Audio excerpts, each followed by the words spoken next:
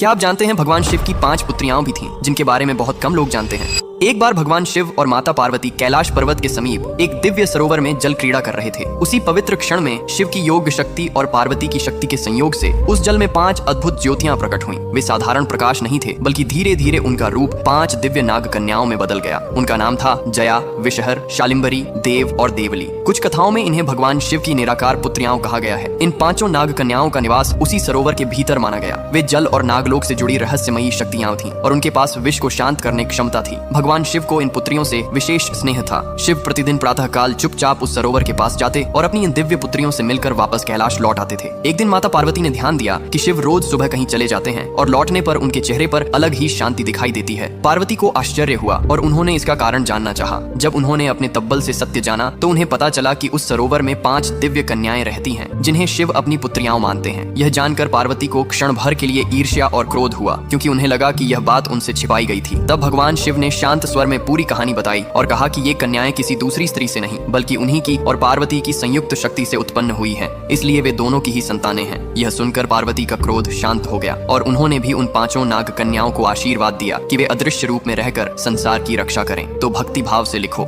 हर हर Mahadev.